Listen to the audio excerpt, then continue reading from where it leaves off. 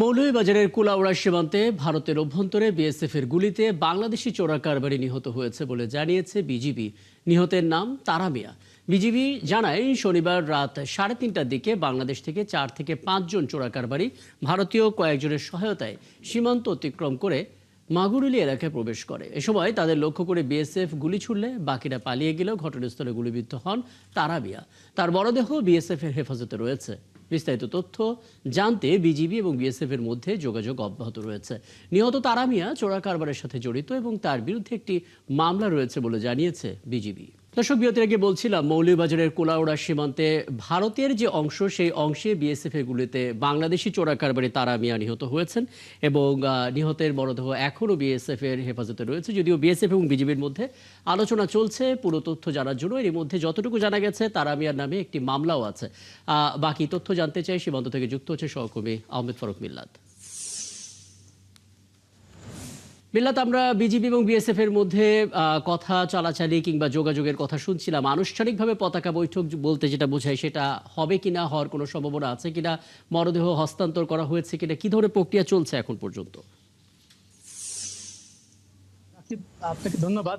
মূলত যে ঘটনাটি ঘটেছে গতকালকে রাত্রে 3:30টার পর, সেটি হচ্ছে মৌলভীবাজার জেলার কুলাউড়া উপজেলার, এটা হচ্ছে একদম সীমান্তবর্তী কর্মদা ইউনিয়নের একটা মুরাইছড়ে বস্তি একটি এলাকা আছে। সেই বস্তির কিছু মানুষ আছে।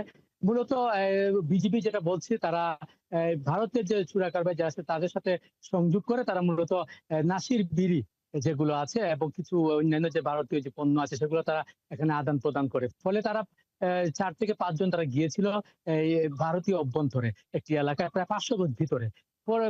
পরে রাত্রেই সেখানে বিজিবির সাথে তাদের বিএসএফ এর সাথে তাদের একটা সংঘর্ষ হয় এবং বিএসএফ এর গুলিতে একজন নিহত এবং বাকিরা দিক বিদিক ছুটি করে তারা বিভিন্ন জঙ্গলের ভিতরে প্রবেশ করে যায়। এবং আমাকে 46 বিজিবির যে সিও সরকার আসিফ মাহমুদ, লেফটেন্যান্ট কর্নেল, তিনি আমাকে যেটা জানিয়েছেন যে ভারতের বিএসএফ এর সাথে তাদের যোগাযোগ রক্ষা করে যাচ্ছেন।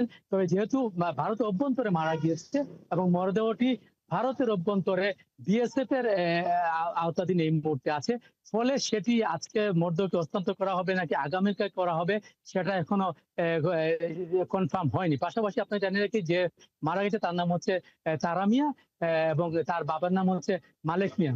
তারা মূলত ওই যে বস্তি কথা বলেছি আপনাকে, মুরাইছড়া বস্তি, সেই বস্তি এলাকার তারা নিম্ন আয়ের মানুষ। মূলত এই এলাকার যারা আছে, আপনি হয়তো জানেন যে সীমান্ত কুলাউড়া, কমলগঞ্জ, জুড়ি, বড়লেখাতে সীমান্ত এলাকায় প্রায় বিভিন্ন সময় চোরাচালানের ঘটনা ঘটে এবং বিএসএফ এর ঘটনায় গত মাসের আগেও আপনি জানেন যে কুলাউড়ার দত্তগ্রামে একজন মারা গেছিল বিএসএফ এর গুলিতে। ফলে তারা মূলত প্রায় তারা এখানে নদীপথ একটা আছে, সেদিকেও তারা যাতায়াত করে। ফলে পুরো বিষয়টি হয়তো পরবর্তী সংযোগে আপনাকে বিস্তারিত হয়তো জানাতে পারবো মূলত কি বিষয় নিয়ে এই ঘটনাটি ঘটেছে এবং বিএসএফ গুলি করেছে। এবং যেহেতু বিএসএফ গুলি করে লাশটি তাদের অভ্যন্তরে নিয়ে গেছে, ফলে সেটি পতাকা বৈঠক হওয়ার মাধ্যমে হয়তো এই লাশটি হস্তান্তর করা হবে। একদম একদম এবং পরবর্তী সংবাদ সংযোগগুলোতে নিশ্চয়ই নতুন নতুন তথ্য আপনার মাধ্যমে আমরা জানতে পারবো। সহকর্মী আহমেদ ফারুক মিল্লাত আমাদের সঙ্গে যুক্ত হয়েছিলেন, বলছিলেন মৌলভীবাজারের সীমান্ত থেকে।